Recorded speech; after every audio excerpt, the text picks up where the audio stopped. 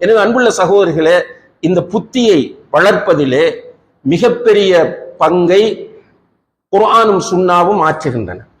புத்தியை மழுங்கடிக்கக்கூடிய இந்த போதை வஸ்துக்கள் சமூகத்திலிருந்து முற்றாக ஒழிக்கப்பட வேண்டும் என்பதை இஸ்லாம் மிக கடுமையாக வலியுறுத்துகிறது.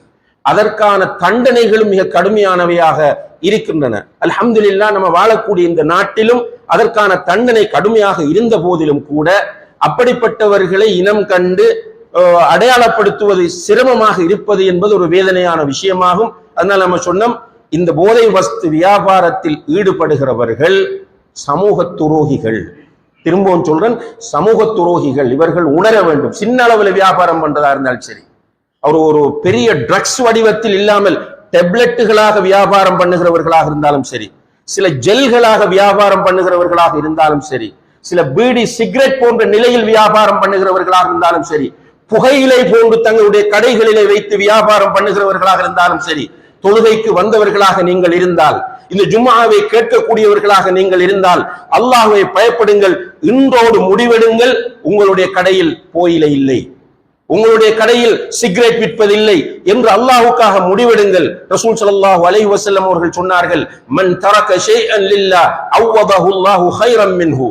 யார் ஒருவர் ஒரு விஷயத்தை அல்லாஹ்வுக்கு என்று விடுகிறார், ஊருக்காக, பேருக்காக, புகழுக்காக அல்ல, அல்லாஹ்வுக்காக என்ற ஒரு விஷயத்தை ஒருவர் விட்டால் அதை விட சிறந்த ஒன்றை அல்லாஹ் அவருக்கு பதிலாக தருவான் என்று நபிகள் நாயகம் ஸல்லல்லாஹு அலைஹி வஸல்லம் அவர்கள் வாக்களித்திருக்கிறார்கள்.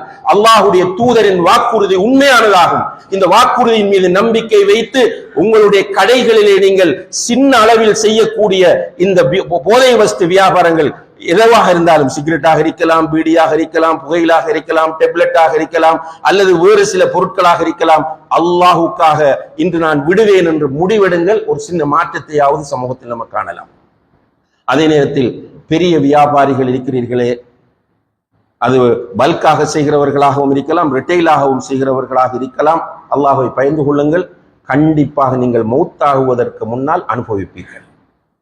இந்த மிம்பரில் வைத்து சொல்லுகிறேன், இங்கே இருக்கிற தொழுகையாளிகளின் முன்னால் சொல்லுகிறேன், நீங்கள் உங்களுக்கு பணம் தான் எல்லாம் என்று நினைக்கிறீர்கள். இல்லை, இந்த தொழில் செய்வதை விட வாருங்கள், பள்ளிவாசல் வாசலிலே ஒரு வெள்ளை விரியுங்கள், நாங்கள் எல்லோரும் உங்களுக்கு காசு போடுகிறோம், பிச்சை எடுங்கள்.